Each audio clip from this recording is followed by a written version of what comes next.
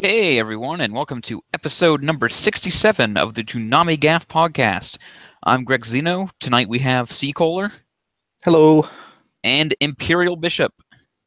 Hey everybody, back again after not making an appearance last time, but I'm decided to make up for it because I know everyone missed me, right? Right? Yeah. Yes. Okay, that's good. So we have some news this week. So, how do you feel about Sony buying Funimation? I don't know what to think.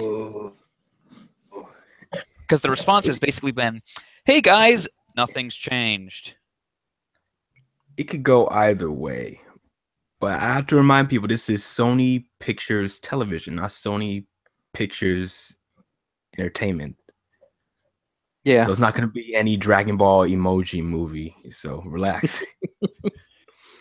Well, the one thing I would love them to do is if they somehow gave people with PlayStation View access to the Funimation library, because as a subscriber of PlayStation View, I would welcome that, but I don't know if they would do that. It sounded like, from what I read, that the primary reason they did this is because they own a couple of other anime distribution companies in other countries, in like Europe and another place, and they wanted the Funimation library for those. And so it's like that's what I read, and it was something like, I don't remember even the names. It was like Anime Beat or something like that was the name of the thing, and another one. And it kind of seemed to me like maybe they just wanted the Funimation library to redistribute those shows in other countries or something. I don't quite understand it, but I could be wrong.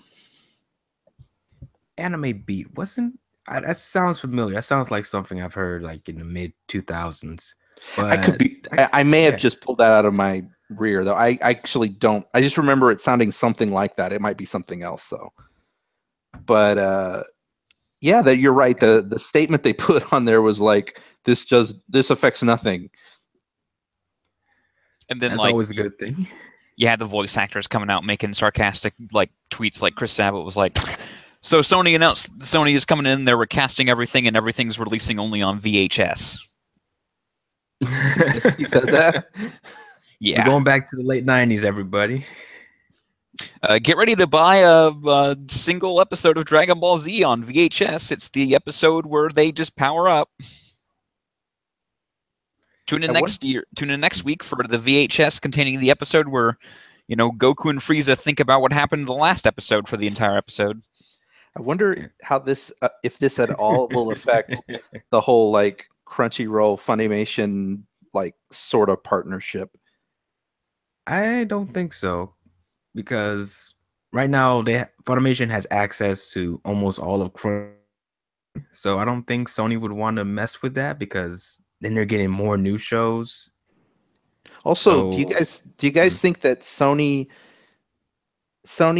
Television ownership of Funimation shows would impact, most importantly, our ability to have those shows on Toonami in the future? Probably not. Yeah, I mean, isn't the Boondocks like co-produced by Sony Pictures Television? I don't know. Is it? It's on Adult Swim. I think it is, because I remember always seeing the Sony Pictures Television logo like right in the end credits. Let me look it up. So it could be that could be used as a case of oh, they do support Adult Swim.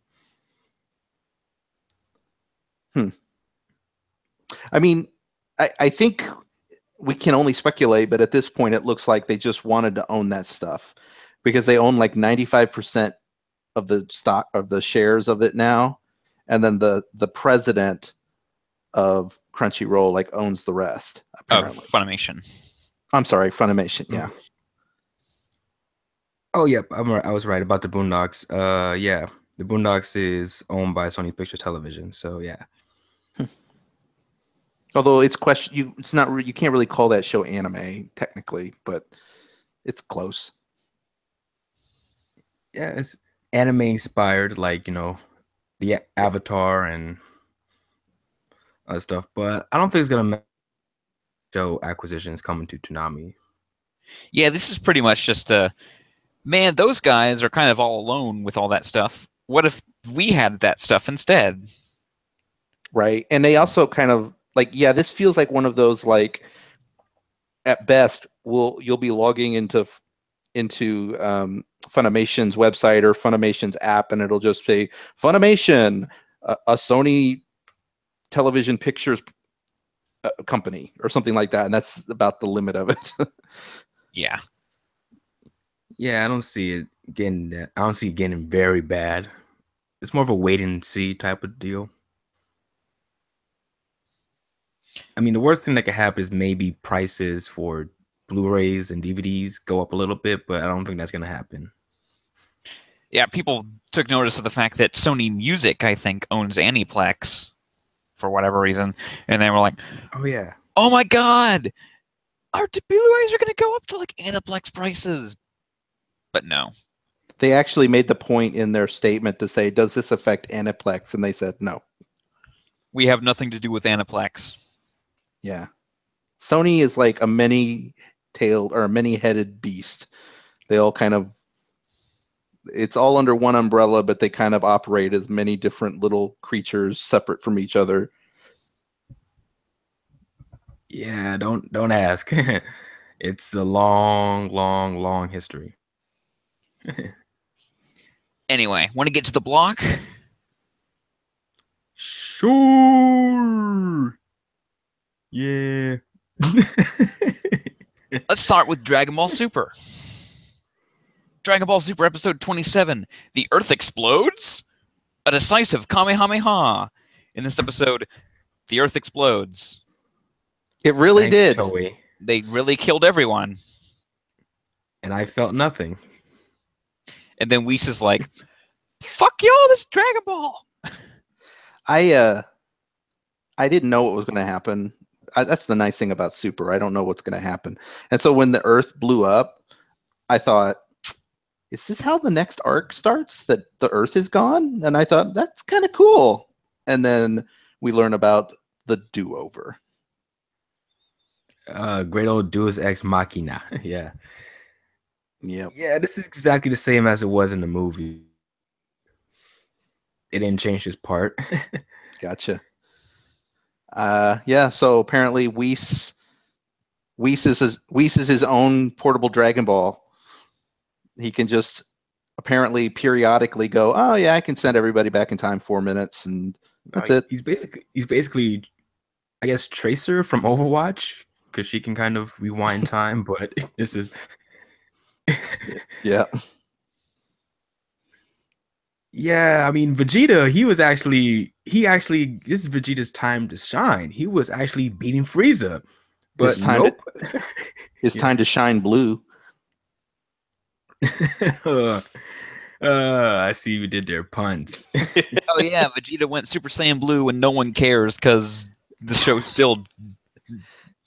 I only care in as much to point out the fact that it just, not that it should matter, and Dragon Ball is Dragon Ball, but like this especially to me feels a bit ass pullish, because how it doesn't, no, you can't not become a Super Saiyan God.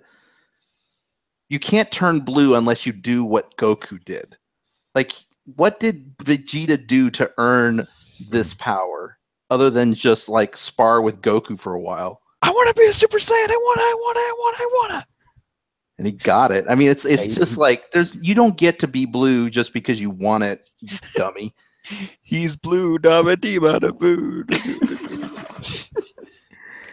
Toriyama just handed it out, like, okay, Vegeta fans, here you get your Super Saiyan Blue. Okay, here you go. I mean, needless to say, Goku can never, like, Vegeta will always get whatever power up Goku gets, like an arc after him, except Caveman, because, who wants that? Who wants that? Nope. Pandering Vegeta's like, I don't need that. And remember, you first. No, you're good. Remember in the Namek saga where it took 5 minutes to blow up Planet Namek, but here it takes like, what, 20 seconds, 30 seconds to blow up the entire Earth? Yeah, I mean, it's funny how, yeah, because like this is the thing that they always Frieza always threatened to do. Is I'm gonna I blow mean, up this. Vegeta, he is stronger now. Yeah, but he wasn't. He wasn't at the moment though. Remember, he actually lost his golden sheen. I mean, he had trained his regular form anyway, so. Okay. Well, yeah, and back on Namek, he said he could blow up Namek at any time. So I guess it's always been a possibility. But I mean, power levels, right? But why did it take so long?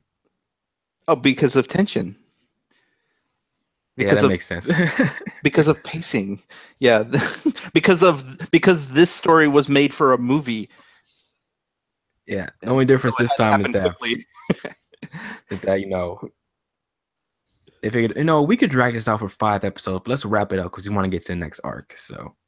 Oh, that's true. This is the TV adaptation. They could have dragged it out. Yeah. It's like, okay, we're ready to actually make the show again. It was kind of funny how, like, Mr. Sane and Goten and Trunks and 18, like, oh, look at them enjoying their day. Oh my God, they're dead. Like, so. I thought it was gonna be like, I thought it was just gonna be like, oh wait, no, nothing happened. What was that flash? Huh. They all kind of didn't notice it except for 18, who like turned around at the last second to see it. And I bet they're all like in Otherworld. What just happened? for like a minute or two, and then actually for like 4 minutes they were, yeah. And then time could be rewound because Whis. And then Whis rewound time back into the middle of his explanation about how he could rewind time, and he's like, "Oh fuck." And honestly, I don't know how anyone can defend this. This entire sequence was the primo example of my biggest problem with like post Frieza arcs, Dragon Ball, like anything past that point. There's no tension. There's no reason to be worried about these characters are dead because stuff is gonna come along and just bring everyone back to life. Because even if Whis wasn't there, they could have just gone to Namek or another planet and just gone to Dragon Ball and just wished them back to life. So it's really. Do you think that the Namekian Dragon Balls are strong enough to restore a planet? If the story's on it, then yeah, they will be. Like that's the thing about Dragon Ball. Like, I can see it. I mean, I agree with you. I mean, like we always say that it's like there is no tension in Dragon Ball. It's just like, oh, enjoy the fights if you can. Actually, it's more like enjoy the comedy, and then here's some fights, and there's zero tension because Goku will win, and anyone who dies will come back to life. Exactly. Yeah. And but it can be entertaining when it's just character stuff. Yeah, it's entertaining. I guess they kind of, lampshade that, this is, all ridiculous. There's no tension here. Like, it doesn't matter if he dies. Like Piccolo died. Piccolo died, and they wished him back to like, we got to bring Piccolo back to life. Like that shit's just off screen now. I loved that. I love that in this episode where they're like, "Oh yeah, don't we have to bring Piccolo back to life? Oh yeah, let's go do that." It's like they're so used to him dying all the time. It's like it was almost an afterthought. They're like, "Oh yeah, I guess we better wish that guy back." And he's not even bothered by it. He's just like, it's all right. Yeah, I'm back again, I guess. One other thing I'll mention, I don't know why this was, but they showed the opening in full this week, and it wasn't even like the new one. It was like the original one. There was a new one? Well, yeah. Well, barely. They probably changed some stuff, but it's the same. I know it's the same song for like 100 episodes. Yeah. But like at the very end of the current opening, they show all the cast in space, and then like Goku like turns blue. And but in the original one, they're all just standing like, I don't know, like on a mountainside or something, and there's fewer characters standing there, and Goku just turns Super Saiyan, and that's the one they showed, which is weird. And it was the whole opening in English. Maybe they got the wrong master tapes, I guess. Yeah. It makes me wonder if they're going to keep doing it because they did this in conjunction with the new time slot. So it was strange. Well, it's only a minor change, right? Yeah. But, for a while there, the first show on Toonami was not showing the full opening. But back, for like a year or more, that was always the case. So maybe they're going back to that where the first show on the block is always showing the complete unedited opening. I don't know. It's not important. I just wanted to say it because I noticed that change. I forgot about that as well. But I guess we'll find out. I guess maybe today or tomorrow when the ratings come out, how well Super being at 11 will do. I mean, the answer is about the same. Yeah.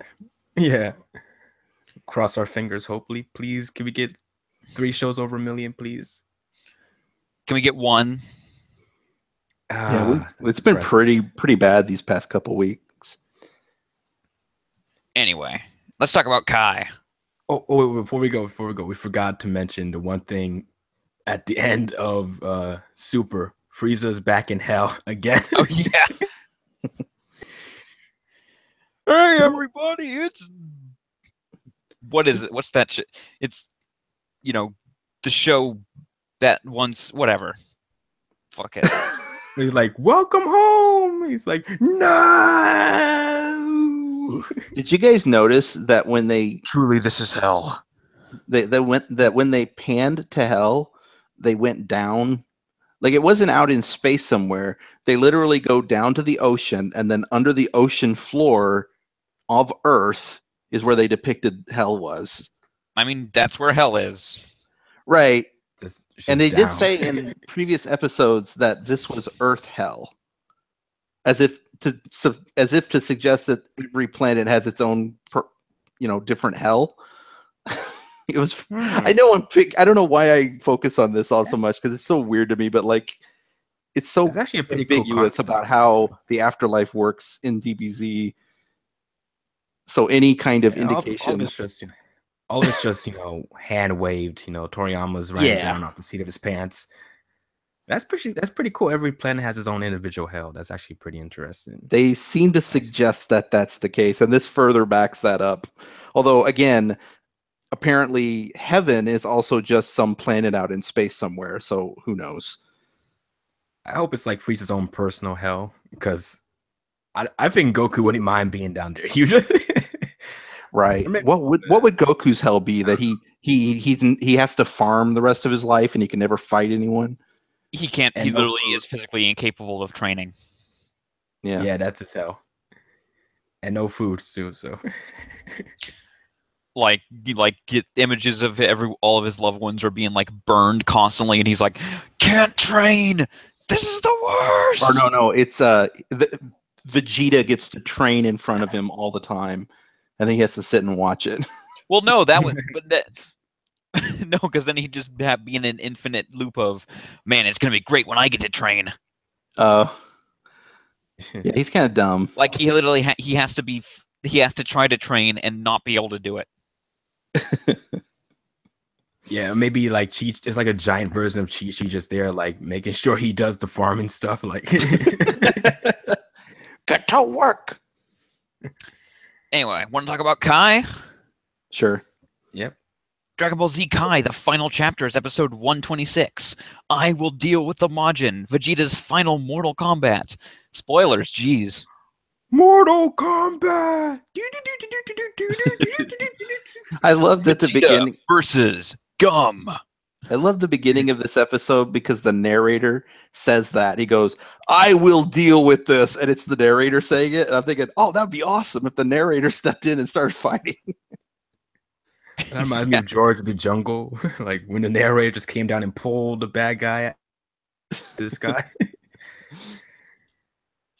So anyway, in this episode, there's some fighting, I guess. Boo don't like you. That's what he said. Boo don't like you at all. Oh, I love Majin Buu. He was a little better in this episode. The previous episode, he was just annoying as hell. This one was a little better. And he's just dancing. He's just saying, oh, oh, oh, oh. Go, boo. It's your birthday. Go, boo. It's your birthday.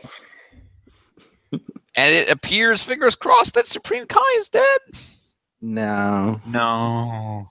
he can't die. No. Oh no, where are the Dragon Balls? Do Dragon Balls work on Kais? Can you wish a Kai back to the afterlife with the Dragon Ball? They'll just figure Well, you something. have to go find the Kai Dragon Balls and. Oh. Yeah, there you go. There. Yeah, there's like a dragon for the afterlife. I would not be surprised. I don't even know if that's confirmed, but I wouldn't be surprised. There was a funny thing too. So of course we are led to believe that Gohan is dead. Of course he's not, but actually he might be. I don't know. I forget this. I keep forgetting this show people can be wished back to life. But anyway, we think Gohan is dead, and then like Piccolo is like writhing on the ground crying because the father has lost his son. Like, my son. No. Meanwhile, Goku is busy still being dead. Hey, Piccolo, what happened to Gohan? It doesn't matter. You didn't care about him. I'm his real father. Yeah, Goku's just laying around. I mean, he's, I guess, recovering or something. I don't know. I did like, I mean, again, I've said it before, but like, I love the look of Vegeta right now. Like, the way they draw him in this part of the story is so cool. Like, he just looks amazing. Oh yeah, he looks really badass. Like, he still has the M tattoo. Like, it works well because it matches up with his widow peak. His insane, really long widow peak. He got plenty of space up there for it to put it there. Like, I can't tell if it's natural, sane baldness or just a really huge widow's peak. I think he's just like his hair comes out because he's always stressed out about the fact that he's second fiddle to Goku. In that case, I feel bad for Trunks because he's gonna lose his hair when he gets older. So, I mean, if he even makes it that far in this universe, he's died like twice. Just wish him back to life. Or maybe they age in the afterlife. I'm not too sure, but gosh, who knows, man? There's so many questions about the afterlife. Geez, even the afterlife doesn't even matter. It's like, hey, you have a halo. That's the only difference. Basically. Oh, I guess you have to be strong enough to keep your body, but yeah. And Bobbity was there's this one point where he fought like Majin Buu died. It's like, no, Majin Buu, you left us too soon. Bobbity is that character that buys immediately the face value explanation of anything that happens. Yeah, constantly. Yeah. And it's like 1 second he's like, Majin Buu is going to destroy you, and then the next second he's like, oh my gosh, you defeated my Majin Buu, and then the next second he's like, I told you Majin Buu would defeat you. You think he would learn just to wait like 10 seconds to see what happens next. But then you couldn't set a watch to like Bobbity is always wrong. Yeah. I still say that Bobbity is just winging this so bad that it's kind of embarrassing. Like, this guy has never watched a movie and never seen like the villain be like, you can't defy me, I created you, and then he dies. Because guess what? I wonder what's gonna happen to Bobbity. He's probably just gonna. They're probably just gonna go and get something to eat, after they kill Vegeta, and go and terrorize the universe, right? Yeah, he's just gonna live a long, healthy life. Yeah, I don't think anything bad's gonna happen.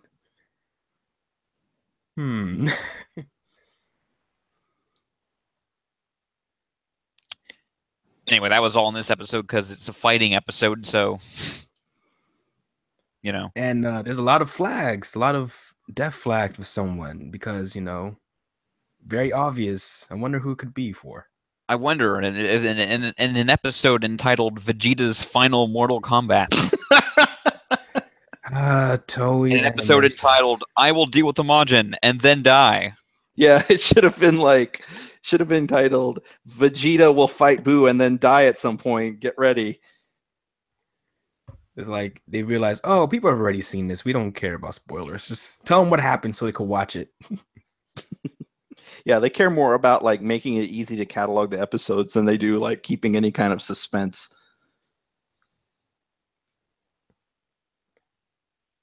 Yeah. Anyway, JoJo! Oh my god! JoJo's Bizarre Adventure Stardust Crusaders, Episode 1, A Man Possessed by an Evil Spirit. I can finally yell, Stando! Nani? It's so good to be back. Shotaro! And then she goes, "Okay, Shut up, you bitch! Okay! okay." Yeah, I like her get to that later. character. And I know some people have some problems with that, but I guess we're getting. It. I mean, I know it's just like a joke. I mean, she's just a jokey character to me. She's just like kind of ditzy in a way. She's like, "Just be quiet." Okay. Yeah, it's played off as jokes, but I guess the way it's done in English, because Matthew Mercer's like, "Why to be such a bitch?" It's like, whoa, that's your mother. Calm down. Whoa, whoa. I mean, that's just the direction and the translation, so. Obviously this is my first time seeing this. So a couple of things. First of all, I did not know this was set in the 80s. That's interesting. Which is it basically caught up to current. It was like, okay, I'm gonna finally set apart in current Japan. Yeah, because the thing is that like I never like I guess I know there's so many more parts to JoJo in the future, and it's like if JoJo's all kind of based around like all the characters and situations and stuff are based around 80s music references, it's like I don't know if they go beyond the 80s, but not that it would matter. But I always just assumed the 80s would be the final point of the series, but we're there now. I mean, it starts going a little like 15, not even 15 minutes in the future. It starts going to like 1 minute into the future. And so there'll be parts set in like, it's the 90s now. Now it's the early 2000s, but it's not really different. Yeah, JoJo's it doesn't really, it's more, this is part where it starts to slow down because from part 1 to part 2, we skip like, 50 years? Yeah. So this is like, I guess, 40 years from part 2 to 3. So we start to slow down a bit with the time jumps. Gotcha. So Joseph is back, voiced by the same guy whose name I forget, who voices Bato. Richard Epcar. Yeah. And I like that one scene where he's like, "Holy, get out of my way." Yeah. Oh, I love this man. And so he's explaining to he's explaining to the new JoJo, what's his name, Jotaro? Yeah. Jotaro Kujo. So Jotaro, 168 centimeters tall. His father's a jazz musician.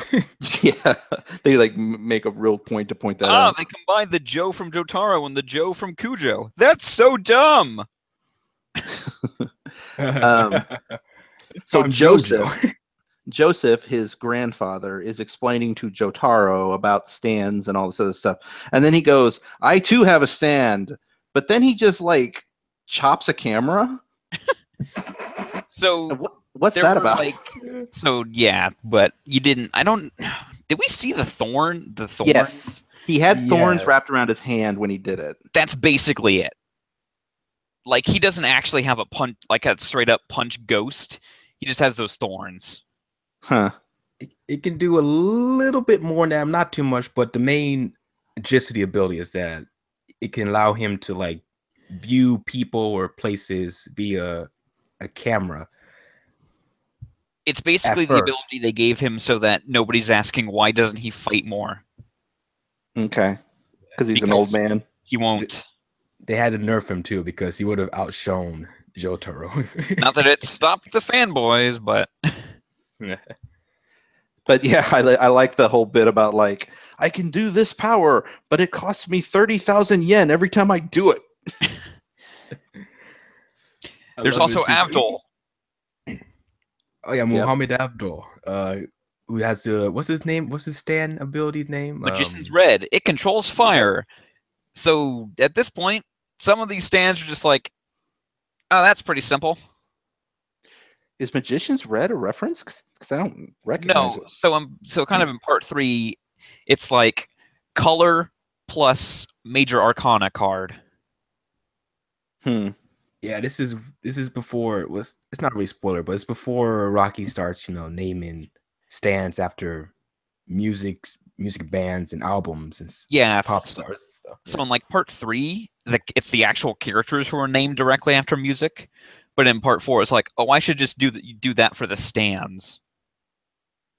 Oh, so there are characters coming named like Steely Dan or okay, because we've had lots of characters named things. Yeah, there's a lot of them in this part. Yeah, so you're gonna see a lot of name changes too. I guess we'll point them out because I understand why they do it, but Muhammad Abdul is actually just a play on Paula Abdul. Yeah, that's pretty good. I like that one. Is that well, I would assume. So Dio's back. Yes, I was about to say that. So Dio, obviously Dio, is back, and so here's the thing: the star thing on their necks, that's just invented, right? Yeah, that was not in the previous stuff. Like David Production actually added it into parts 1 and 2 when they could, but no, that was literally just to like, they have this now. Yeah.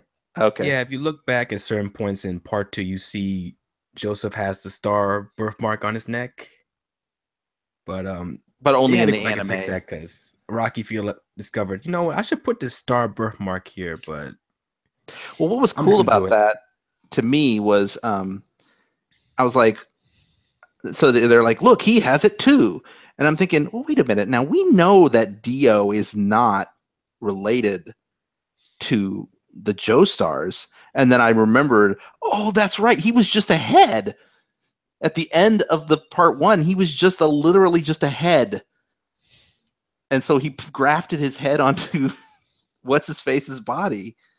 He stole his body, and I thought that's pretty great. Yeah, I like that. It's gonna be so hammy. Yeah, just everyone hamming it. Just everyone just walking around set with a ham. So far, Richard Epcart's doing a great job being hammy old Joseph. Like, and also, you wouldn't get anyone else for Jotaro other than Matt Mercer.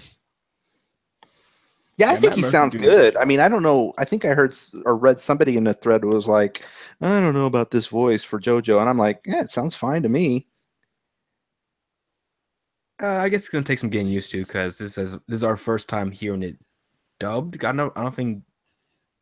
Well, there was a OVA for Stardust Crusaders that was dubbed back in, was it the 90s? Yeah. But that was a long time ago. And I gotta say the art direction for this first episode is fantastic. Just the way the camera moves, the color palette. Mm-hmm. I had forgotten how well directed it was. There was a lot of good use of CG in the episode where the camera would be moving with the characters, and there's that one shot where Joseph is walking one direction and Jotaro is walking the other inside the jail cell, and you just see their shoes. And I thought that looked really cool right before they turn and look at each other.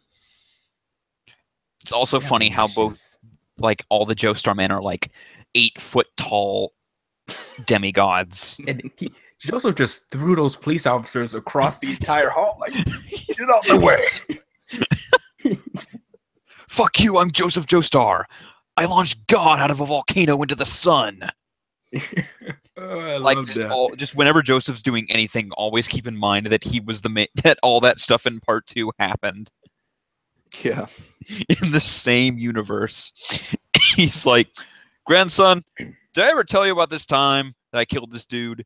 And then he was very honorable, so he launched his severed head out of a crossbow to kill some zombies. And I literally Sound saved like the he was in a world. car accident. And remember, Jotaro is a high schooler, so he's drinking beer and reading Shonen Jump. Oh, which is weird because wait, this takes place in the real world, but he's a Shonen Jump character, so oh my head. Yeah, that was cool. Somebody in the thread posted that actually was in the manga that said Shonen Jump. So I guess in Shonen Jump it said a character said Shonen Jump.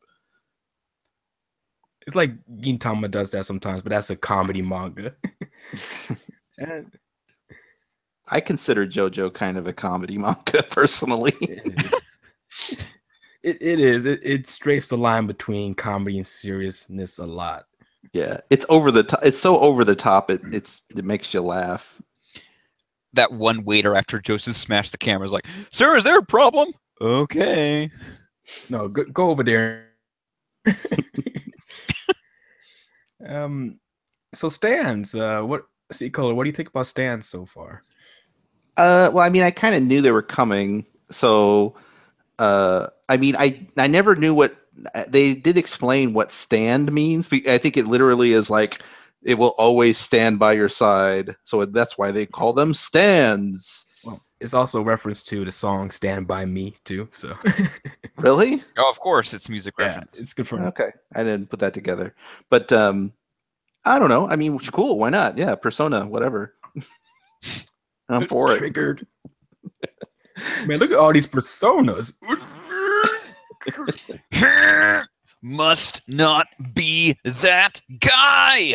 Now, I will say one thing I didn't know is it's kind of neat is that I don't know if they'll do this a lot, but in this first episode, Jotaro's stand is like doing stuff other than fighting. Like it's like literally holding books for him and things, and like fetching stuff for him. Yeah, that'll happen. Okay. Like eventually, sometimes there's just stands that actually like talk. Huh. Like Yeah, I kind don't. of. I don't I'm really get saying what what they the are. I'm saying what the user is thinking, but won't actually say. Okay. I mean, I still don't really get what they are. I mean, I don't really get it, but I mean, Well, they're cool. Whatever. I think there's like one line where Joseph said that they were like Harmon ghosts or Harmon spirits, but they're a lot more than just that. They are the replacement for Hamon. Well, that much is Yeah, clear. But like, yeah, why are they there now? And like, where did they come from? They I are don't- there now because Araki had no idea what to do with Hamon anymore. Yeah. And that's that. So can anyone have these things? Absolutely. well, In fact, not, you will not- see a not lot really. of that in part 3. Well, not really. You have to be born with it. There has to manifest, but there are other ways you could get it, but not everyone can have it. Though I'll begin to spoiler territory, so I'm just gonna leave it at that. Well, like for example, I'm assuming Holly does not have. Stick around and find out. Stick around next time for JoJo's Bizarre. Anyway, want to talk about Tokyo Ghoul? No. We have to. Oh. So, Tokyo yeah. Ghoul Route A, Episode 4, Deeper Layers. Deeper hurting, more like it. I swear to fucking God, these episode titles are mocking me. Let's talk about Shrek. You say donkey. All birds are like onions. We have these layers. You see, Donkey, Tokyo Ghoul is like an onion. It has all these layers, and they're all shit. Yeah, and it makes you cry too.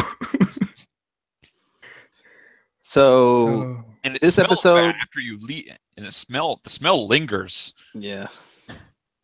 So this episode, all of the bad ghouls, including our previous hero, who's now bad for reasons unexplained, break into a prison to get some guy whose name I don't care. Some guy who looks like Dracula. Yes, and then one of the people in the episodes says, and I quote, "This sucks," to which I go, "Yes, it does." And then at the end, Kaneki turned into a bug. I must go even further beyond Super Edgelord 2. Like he just gets kicked into the edgy room. Look, And there's he's like crying. He's like going, "No, but I can't do anything right." So there were these things, Kuka, Kinke, whatever things that were mentioned earlier, but apparently they're conveniently inside the prison in right next to the jail cell for some reason. So somebody in the thread pointed out something really good. It's like it was super easy for these ghouls to just break into this prison. Like the security there is terrible. Also, they were discussing like this location is very secret. Most investigators don't know it exists, and it's like this giant fucking walled compound in the middle of the city. Boy, I wonder where the prison that is. could be. And all the ghouls knew where it was. They were just like, "Yeah, let's go." Like literally, like 100 ghouls. And what was the prison's name? Coachella, some sort of like. Yes, it's Coachella. Like sounds like a bird's penis, like name for that bird. So Kaneki has to rescue this guy from Coachella. I don't even know what's Coachella, but I don't. Yeah, care. It's a prison. And all the guards have worse aim than stormtroopers, apparently. I legitimately don't know how the ghouls just haven't killed all humans already. Like, seriously. Well, I guess they can't. I mean, when you think about it, what would they eat? Okay, then? I legitimately don't know why ghouls aren't running the world and like humans aren't just livestock. Agreed. Like, Yeah. why isn't this just the strain? The ghouls are also incompetent too. With each other out. They're both incompetent, so yeah, like it's an incompetence off. Also, remember that this second opening is literally titled Incompetence. Really? The song is called Incompetence. It's appropriate that it's got Kaneki just the whole time then. Ugh, this show sucks. And also, Model's daughter gets a chunk of her leg. Yeah. And like straight up, like what's his face, just seemingly right there, but you know, in true anime fashion, he just kind of apparently just watches for long enough before he can be like, "Get off!" Oh my god! Like, fuck this show. Oh, and that guy put on his stupid like dumb armor. Oh yeah, that dude's like, "It's my dad," because of fucking course it is. It's Tokyo fucking Ghoul. Fuck. My armor's made from your dead dad. And you got Jozu talking to those twins, and Jozu's also crazy, but he's just really like wacky, like Looney Tunes crazy. He's just like, I don't even like that guy has contributed nothing to anything. Like he's not even entertaining to watch. He's just like, "Ooh, I'm so quirky," and that's it. And like he has not done anything other than try to look cool. Like, oh, he can kill 12 guys. Wow, look at him. Oh, it's almost finished. We have what, 8 more episodes? A month and a half, we can do it. And it's gonna get even worse too. Or 2 months, I guess. 2 months. 2 more months. Let's talk about a show that doesn't suck. Hunter x Hunter. Hunter x Hunter, episode 60, End and Beginning. In this episode, we play Find the Main Characters by Design. Actually, you know what? I'm going to disagree with you there. Even the background characters are kind of goofy. I know. That guy with the big jaw. Yes, but outside of him, it's like, look, these are people who passed. They're dead. Oh, he had a silly name too. What was it? A Pooh Hat. His name was Pooh Hat. His parents named him Pooh Hat. I think that's his name, Pooh. He's like, I killed my parents, by the way. His face reminds me of some character I've seen before, and I can't place it. But somebody has a face like that with a giant jaw. It's some he cartoon. looks like, I think it's a character from Mission Hill. Maybe. He's been on Adult Swim. Yeah, I know the one you're talking about. Anyway. I'm going to think about it some more, because that's not it. There is some character I've seen who looks almost just like that guy. But anyway, he's just a big jaw guy.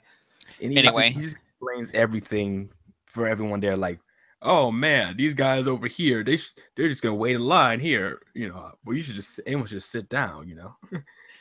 Yeah, apparently you were either first in line or you didn't even bother. So. Okay, wait a minute. I did not understand this. Why did it matter whether or not they got in the line? So basically, either you knew you were gonna pass, and you damn well knew it, so you just got up and got in there first, or you were just like smart enough to watch, and then everyone else who is like indecisive is like, you suck. Kind of like that, I guess. I don't know. It doesn't make sense. It's because the girl who is clearly going to pass was like first in line, and then like he was saying, "Oh, you don't get in line. There's no point." Well, then he amended it to anyone who was worth a crap was in line first. Well, like in high school, where you have like PE and you're watching to see, okay, what's this guy gonna do for like like the gym physical or something, and everyone's waiting hesitantly to see what they're gonna do. So I guess it's kind of like that. Okay. I think I sort of get it. It's like you're just saying that the people who got in the middle of the line, there's no point. If you weren't at the front of the line or you weren't waiting, then there's no point. It's like if you were in like the middle of the line or like waiting to see what was happening, like waiting to see if you could get in the line, it's like you subconsciously already know you're going to fail because you aren't shit. Anyway, Hunter x Hunter. Mind game. So clearly, girl with twin tails who appears in the opening is probably going to be important. Oh yeah. No spoilers. Once again, find the main character. It's like the easiest game of Where's Waldo. It's that guy. Well, she's obvious. She's super obvious. I mean, like she's just like she even walks like a prissy little girl. So it's like you just know she's got to be super powerful. And then you got I did like they did show off Killua got to show off his electricity bit, and I was actually surprised that the guy that was judging them was like, oh man, he's pretty strong for a little kid. Usually characters like that are like, all right kid, you barely pass. But I mean, well, apparently to actually transform your net into electricity would take a lot of shit. Killua's just had a head start. It would be used to this considering what kind of world this is, like. Yeah, but I was just kind of pleasantly surprised that this guy who was judging all of these hunters was like, it's like, kid, this kid's pretty strong, because usually it's so far in this show, most people like who are usually somebody who's judging Killua or Gon are stronger than Killua or Gon, and I kind of get the impression this guy may be on the same level or something. I don't know. About the case. Without getting too far into spoilers, but yeah, that's kind of thing with, I guess, Hunter x Hunter, where the characters they kind of don't underestimate someone, but once they see their potential, they kind of reevaluate their stance on them. Yeah. So go ahead. I was gonna say, and Gon did something off screen, which made a big hole in the wall. Yeah. Dude's like, that's a big hole. You pass. It'd be funny if he said, "Oh, I've seen bigger." But you barely pass, I guess. Yeah, it's like, man, you've got to be able to pit bigger holes than that. So anyway, he gets in the game, and his dad is like, Haha, fuck you. I just wanted you to play my game. Yeah. Hey, son, you're here. Oh, you going for my stuff again? Like, I didn't actually leave a clue to my whereabouts here. I just wanted to see you play my game. I'm a terrible dad. I don't remember if it was revealed before, but he did say that he wrote the game. Like he's part of one of the people who made it. Yep. So that's new information. And then that was right after the scene where a ton of shit was explained about how the game works, of which I probably remember like 5% of it. Something Okay, about go and like open up items being turned into cards and cards being turned into items, and you can only do it so many times. You are gone. Yeah. Yeah. I felt like Gon in that scene. Like, imagine if this was like the One Piece ass, they'd just be like, "Oh, so it's a mystery game." Yeah. Well, here's what gave me confidence is that I felt the same way when they first started explaining Nen, but then they did a pretty good job over time kind of making it like make sense. So I'm assuming the same thing's going to happen here.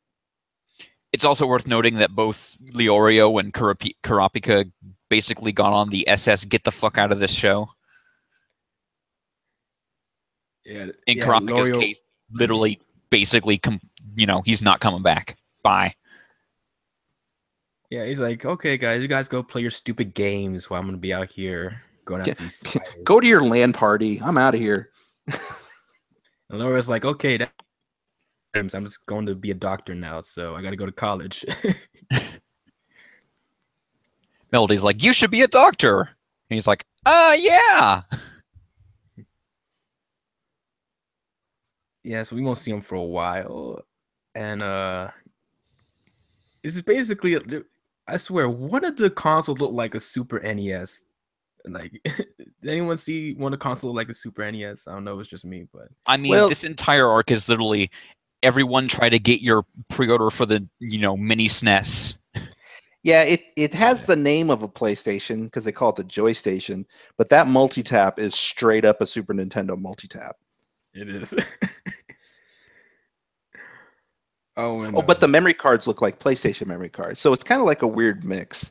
Yeah, Togashi's taking like different like concepts from actual gaming systems and put into this arc. Yeah. This came out. This started, I believe, in the early 2000s or 2001 when this arc started in the manga. So, yeah. So I guess next time we'll see what Greed Island is all about, huh? Yeah. Link Startle. Oh, I'm sorry. This is like a better SAO already. I can tell. I didn't mean to, compare Greed Island to SAO. That was a technical foul. Although you're right, we haven't seen it. All we've seen is like I guess the loading screen. We've seen like the starting village, the starting house. Yeah. Anyway, one of these episodes, sequel, I'm going to have you just actually replace the opening with the Yu-Gi-Oh opening. Yu-Gi-Oh. Okay. When it's more appropriate. Yeah, when like that stuff really starts. Want to talk about Lupin? Of course. Lupin the Third, Part 4, Episode 6, Venice of the Dead. If you couldn't tell this was an OVA, I don't know what to say to you. I was actually kind of surprised. I felt like it was an actual part of the. Yeah, I didn't know it was. Honestly, I didn't. I thought it was just another episode. I mean, zombies.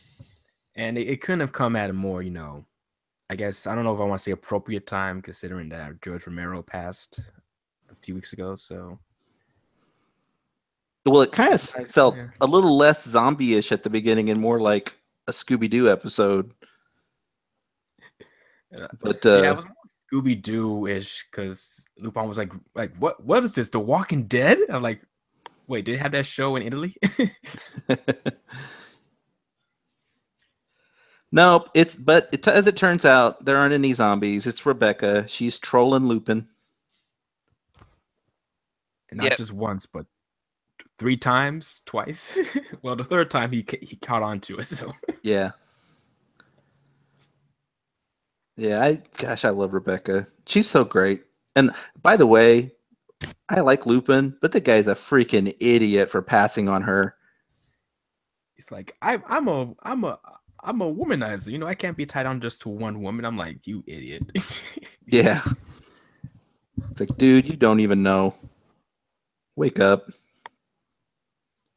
But yeah, this was just a Lupin and Rebecca episode. Really, there wasn't anyone else. Well, Jigen Oh, and there was just two. Goemon were there to shit on Oh. Lupin a bunch. That's right. They were there to make fun of him for being in the movie. Like Goemon is straight up back. I'm back to do nothing. I thought one clever thing about this episode was the bit at the end where, we'll replace you with special effects, and they just turned him into a zombie.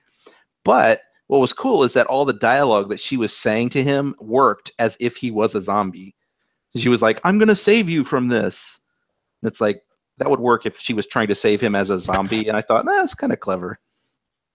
Yeah, it was pretty clever too. I think that was like a bit of a knock at actual Hollywood because they're so special effects heavy, and that's how good it is, where you can actually like modify someone's face with just special effects. Like, yeah. Although that guy in that helicopter, I don't think that would ever fly, where you could just shoot live rounds at somebody. I think it was blanks. Was it blanks? No, those bullets. There was a shot of the bullets going into the water. Oh, then they were straight up shooting. They're rubber bullets, I swear. That could be true. Yeah, maybe. I was gonna say, isn't there a movie? I don't know if there was a real life movie where they use special effects on an actor because I don't know if they were in an accident or something happened to them where they use special effects to like face. I don't know. Maybe. I know that that in Empire Strike Back, that the actor who played Luke Skywalker he was in a car accident right before the movie was shot. Oh, Mark Hamill. His face is like completely different. His face is messed up, and so that's why at the beginning of Empire, that's why he gets attacked by the Wampa or whatever, because, and then it scratches his face. It's because his real face in real life was messed up, and so that's how they worked it into the movie. I guess that could be like a reference to that, but might be. I can't think of the opposite. I can't think of where somebody's face was digitally fixed.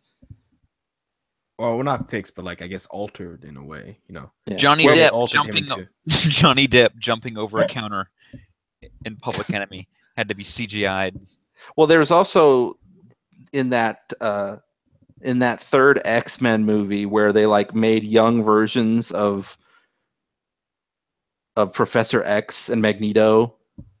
Oh yeah, because they're like when they're 70s then. And they're 70s and wanted to make them look like they were 30 or whatever, and so they had like very soft, plasticky faces almost. And and I guess yeah, they do that a lot with these superhero movies too. Like I think Civil War, or was it one Marvel movie where they made Robert Downey Jr. look like he was in his 20s, but you could tell it was special effects on his face. So yeah, that was Civil War. Yeah. I think they're getting better at that stuff because there was a movie recently where they did a de-aging of a character, and I thought it looked amazing. I can't remember what it was. It was real recent. But anyway, Lupin. Who are those two directors? Like twin directors? Just some clowns, probably. Yeah, I thought they were someone. Either that or they're the Wachowskis. No, I think they're supposed to be a reference to what's the guy who? Okay, this is going to be really out there, but it's the only way I can remember him. Well, I guess it's Romero. Aren't they supposed to be like Romero, except there's two of them? I guess. I don't know. George Romero had the same like mustache. Well, he did have a mustache, but he's heavy set, and they were kind of heavy set. I don't know. And they're zombies. I don't know. I just kind of thought maybe it was kind of like that. If anyone listens to the podcast, they could tell us in the thread. Yeah. Anyway, it's hard to imagine Lupin couldn't figure out that second thing was a fake when like that thing is firing a Gatling gun, and he's like untouched. Well, Yeah. he always seems to get lucky too. So, And but also the fact that it was clearly a movie. it was. He didn't notice any of like the cameras or the special effects guys or well, not special effects, but like the crew guys there. Like, Yeah. That's just again. I think again we've said it before. Like Lupin is a show where like it's more cartoony than the average anime, and so you're supposed to be like, oh yeah, these characters, they don't always see the obvious.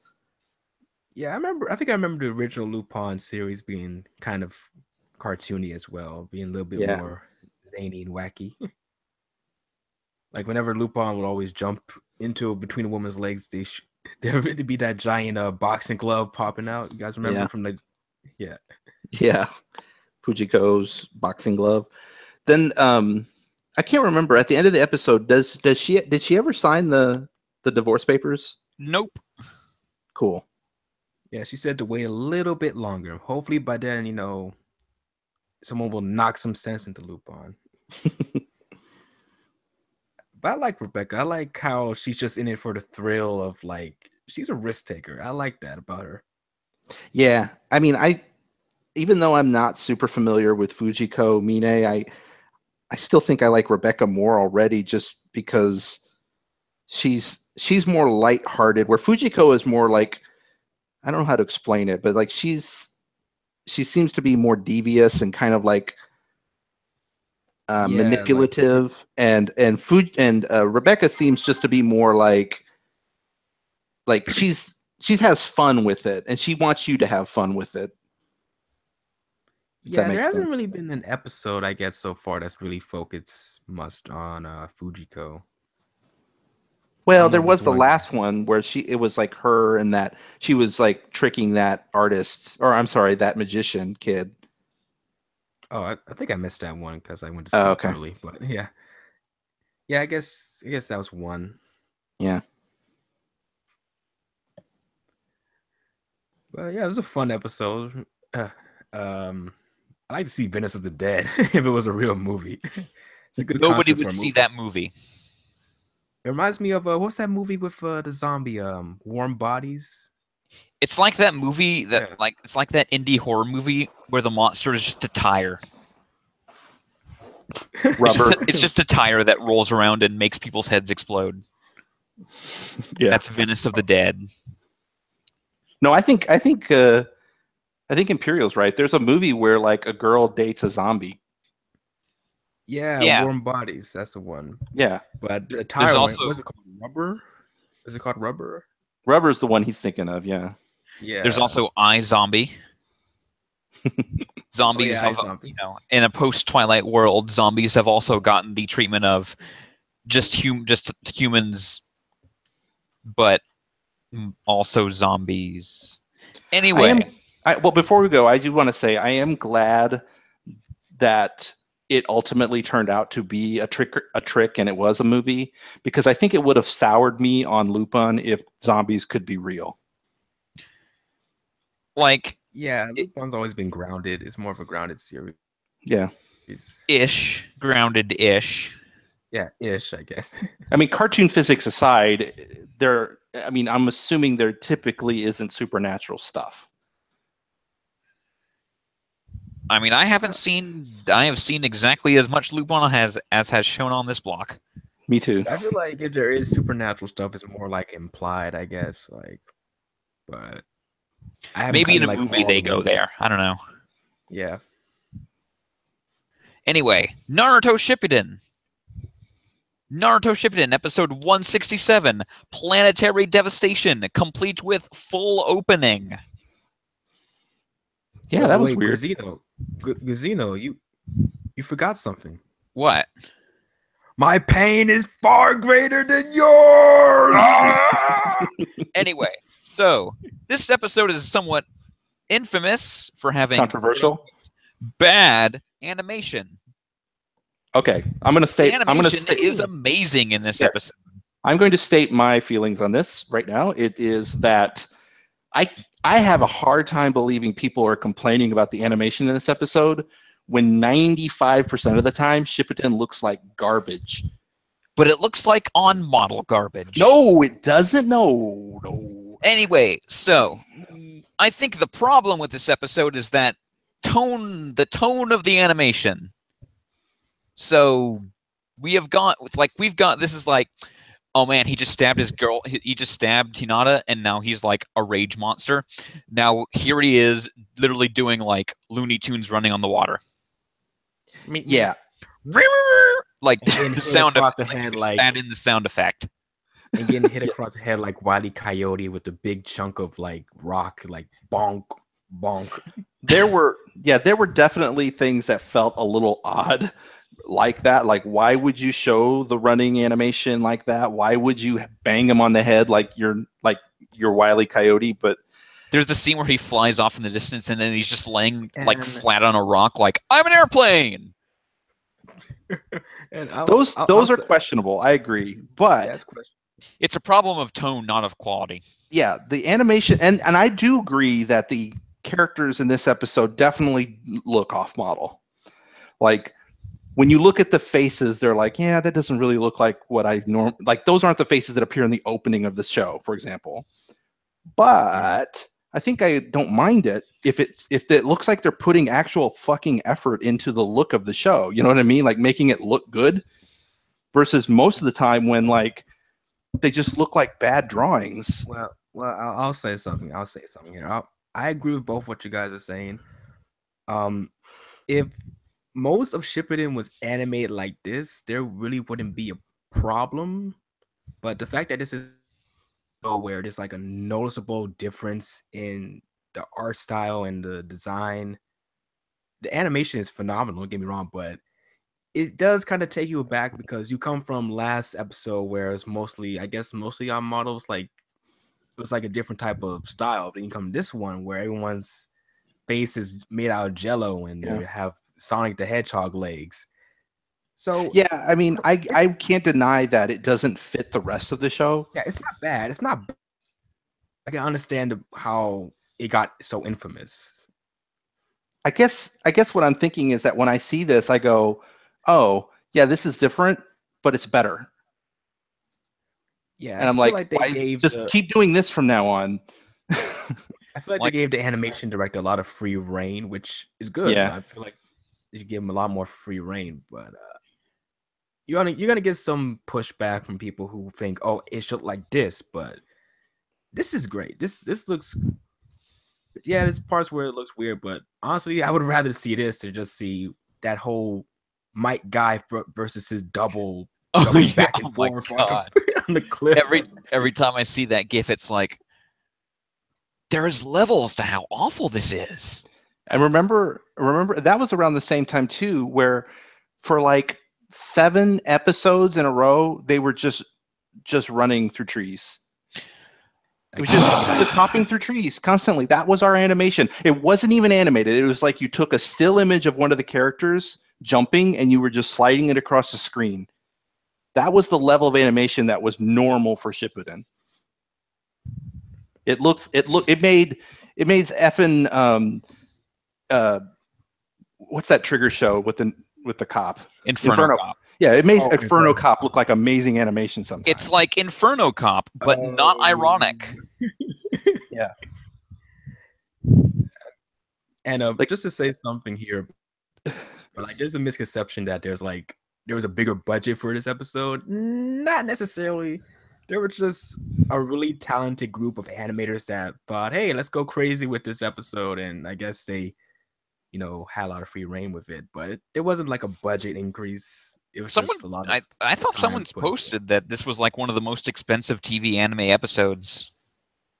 Oh, was it? Yeah, somebody posted like, yeah, this is straight up one of the most expensive episodes of TV anime to ever air. I kind of like it wasn't like it was just a few sequences. The entire episode was like that. If you consider like the amount of frames of animation equaling time you pay someone, I guess in that sense it costs more to make this, just because you can't reuse stuff and you don't have a lot of still frames. Like if you think manpower equals money, then it's probably a higher budget in that regard. Like time is money, and so it's obviously took more time to produce this episode than it did the last one. Yeah, and also I'm not sure who the animator is. I don't know if it's a very famous, talented freelance animator, so maybe that's why it might have cost more too. But because I know like One Punch Man was made on like an average anime budget, and that had a lot of talented guys bringing out all their A game every episode. So Yeah. if it's that Well, expensive, then maybe. yeah, and again, I think I've seen a video. There's been videos on YouTube you can watch that people debate like what is budget, and when it comes to this stuff, it's a big controversy about what that means. And with One Punch Man and any kind of series that's like only 12 episodes, obviously you have the time you would normally put into 24 that you only put into 12. The quality can be greater. And same thing with like Fooly Cooley, what you would normally put into 24 episodes and you put into 6. It just. But I also agree with what you're saying that like it isn't just the time, it's the talent. Like if you get someone super talented to do an episode of something, they could probably put out in the same amount of time something that looks 10 times better than what your run-of-the-mill C-team animators can put out. Yeah. And no matter what anyone's opinion is about the animation, really, like this episode sticks with you. Think of a single Naruto Shippuden episode in terms of animation that sticks with you. Like, yeah, it looked good. It was exciting, which is something you can't always say about this show. It was pretty much the only other answer is that one episode of Shippuden the Shoji episode. Well, okay. oh, I would say the more... previous episode actually looked really good too, but too. in a different way. This was like over the top kind of animation with like a lot of stretch and squash and other things happening. More like if last week was, oh sorry. Well, I was going to say last week is like. No, I was talking to Bishop. Oh, go ahead, Bishop. Oh no, I was agreeing with C Kohler that it's more the animation is more like sticks with you because it's more over the top. And the Soji episode, I guess, animation there was good, but it was more like the emotional impact of the content of the episode sticking with you. Yeah, like there was more like in the Hinata episode, the previous episode, like the animation was and the direction was amazing in that episode, but it was more consistent and more contemporary, but still way better than the average Shippuden episode. This was like a different director coming in and going, I'm just going to go crazy, and then have like characters be all stretch and squashy and do weird things. Just for the sake of motion blur and other effects. And so it's a different kind of like high quality animation. Because like if last episode and the Shoji episode, those are like extremely on model animation. Right. Like everything is absolutely on model at all times, period. And then this episode is just like, fuck the models. Yeah, this was like that animator, whoever it was, that they got to do this episode. They were like, well, this is my take on what Hinata or gosh darn, I'm sorry. This is what my take of what pain looks like. This is my take of what Sakura looks like. And so there'd be a close up of Sakura's face, and you go, yeah, that's definitely Sakura. She's got the pink hair, but her face looks a little different. And yeah. Also in this episode, Hinata is like dying on a rock the entire time. It's kind of hilarious. Oh. It's like, help! I'm still here. I have a feeling she's going to pull through. We also get Naruto's dad, or maybe this is technically where that's revealed, but we already knew. I want to talk about this. No.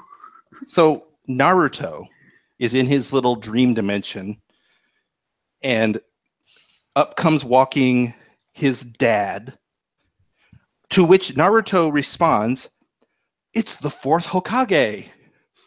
And remember that he doesn't know yet. He kind of looks a lot like me, but yes, thank you. That's where I was going with this. How the hell can you not notice the resemblance? I am sorry. He looks just like you're looking in an effing mirror. Yeah, it's kind of a running gag that Kishimoto didn't do a good job at hiding the fact that the fourth is Naruto's dad. Like the second they showed that picture in the first part, it was like, oh look, it's Naruto's dad. Exactly. I mean, it's just another reason why Naruto's a terrible protagonist, is that when the audience is screaming at the screen going, "That's your effing dad, you idiot," and he doesn't get it. Well, I mean, it's only no one. It's not like anyone in the show is screaming that at him. Yeah, I guess, has he ever really seen anyone that looks similar to him in Konoha? And I don't know. think so. Also, this is his first time seeing the fourth, because if he knows it's the fourth just by looking at him, he's seen his picture before. So Well, he's seen him on the mountain. Is that maybe the only place he's seen him, on the mountain? yeah, so he wouldn't have said it's the fourth unless he recognized him. So this is a world that ostensibly has cameras and computers. So let's not get into that. Once again, when the hell is this show? Well, what's funny is that having now seen enough of Boruto, either they went like through an incredible technological like innovation within the next 6 years, or apparently things like laptops are just on the verge of being developed. Like I remember, like the last shot of the manga is just like, "Hey, look, it's the Hokage Mountain," and then pan up. There's a fucking cityscape on top of this mountain. What the fuck? Like that's the kind of thing that only happens when an alien species comes down from the sky and like suddenly gives you advanced technology. Is it like literally, "Hey, the ninjas stopped killing each other, so it turns out we were actually set in 2015." That's what it feels like. So that means Naruto, the original Naruto, took place in like the late 90s, I guess. Well, I don't know. I guess it is, because again, we have seen a VHS tape. I can never let that go. I saw a VHS tape in the hand of a ninja. Ninja VHS tapes. But yet they send scrolls to each other via birds all the time. Hey, remember in Hunter x Hunter when Killua's brother sends him a URL via Falcon? That's true. Hunter x Hunter is the same thing. Why not just text it to him? Oh wait, they didn't have text. It's just, for some reason, Hunter x Hunter doesn't feel as weird though. Yeah, we talked about this last episode. Like Hunter x Hunter is a world where like ordinary citizens go about their everyday lives in a world of giant monsters and like magic people. Yeah, well, Hunter x Hunter, I guess, is a lot more high to technology, I guess. Although they use the internet in like the 10th episode or something. Yeah, so early on it's established that this is kind of modern-esque, Have we ever seen the internet used in Naruto? I don't think so. Because I know it's in Boruto. Cars.net. Chakraviagra.com. How did I learn this new chakra technique? Let's see, chakratechnique.kanoha. The first result is shadow clones, you dumbass. Yeah, like all the the top level domains aren't like .com and .edu. They're like .konoha, .sandvillage. He accidentally stumbles on Payne's like live blog. He's like, "Hey guys, I found Sasori's Tumblr. Kabuto's Ninja Info Cards." Yeah, now it's online. It's like a wiki page. Yeah.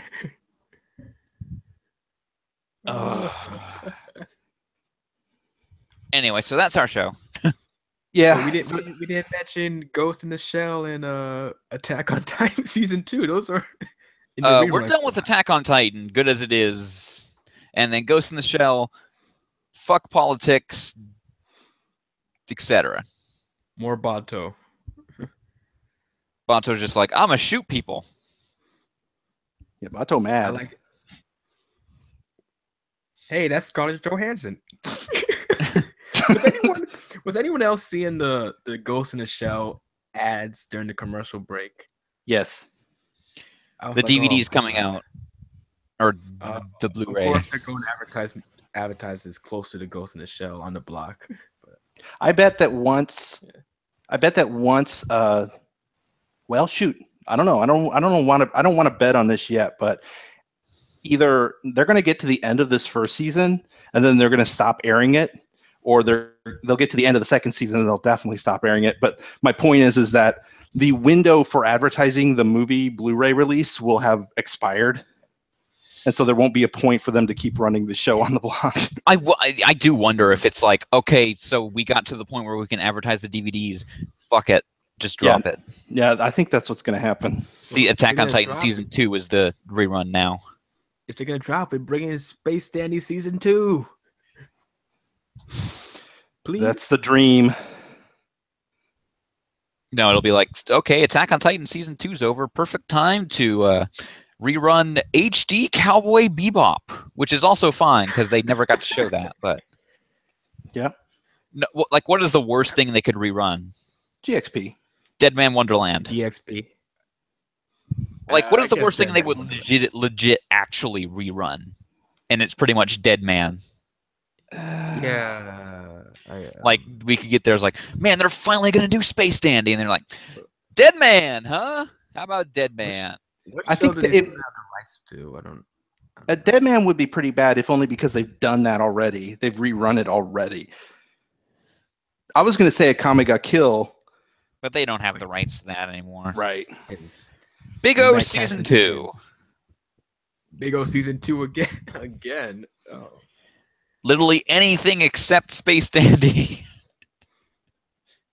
Like, do they not have the rights to air Space Dandy Season 2 anymore? But like, that's the thing. They super duper do. So they always choose to run something else instead, because there's always going to be something else that's like more topical or just on the verge of running out. Like, they can always air it, so they never will. I feel like at this point it feels to me like a Disney Vault thing. Like, they're literally like, we're going to lock Space Dandy in the vault, and then maybe if you're lucky in 5 years, we'll run it again. Or maybe if they run out of shows to like put in the rerun slot, maybe. They just get rid of the rerun slot at that point. Just to spite us. Fuck y'all! Put Family Guy there. Anyway, so that's our show for tonight. Thank you, C. Kohler. No problem. Thank you, Bishop. It was my pleasure. I had to make up for my absence, but it was all a pleasure. We'll see you guys next week for episode 68. Good night.